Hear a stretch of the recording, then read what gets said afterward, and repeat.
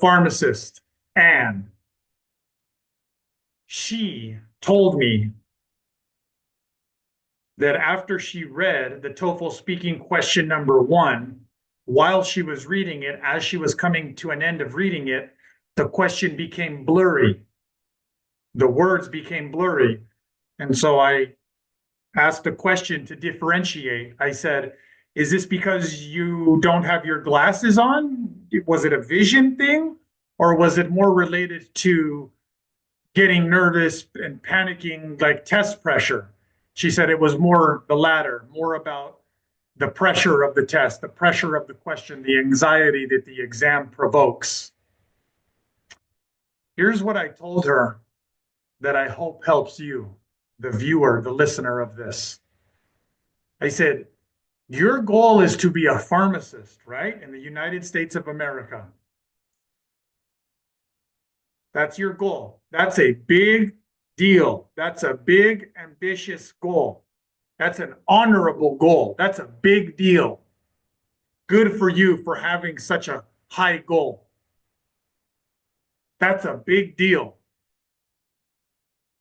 And then I told her, as I'm telling you now, do you know what's not a big deal? Do you know what's not so big? Speaking question 1. Speaking question 1 is not as big of a deal as having people's lives in your hand, having people's health and lives in your hand. The respect that the entire community gives you when you're a healthcare provider, nurses, dentists, pharmacists, physical therapists, in comparison to the community loving you and being forever grateful for the work that you do as our healthcare providers, in comparison to the big deal that is, TOEFL speaking question number 1 is not a big deal. So don't turn it into a bigger deal than it is. Remember, TOEFL says that speaking question number 1 is going to be about a familiar topic.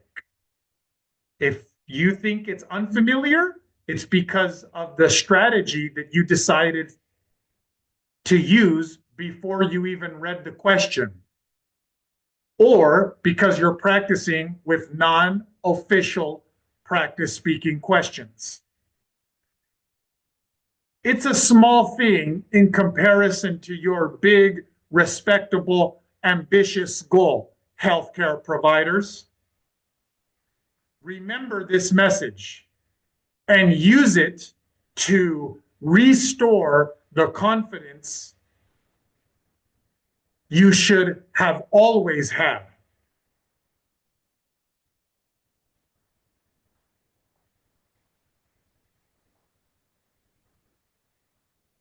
If you're going to be a good person in the community, part of the healthcare providing team, if you're going to be a good person that does good things, then you deserve to be a little bit more confident.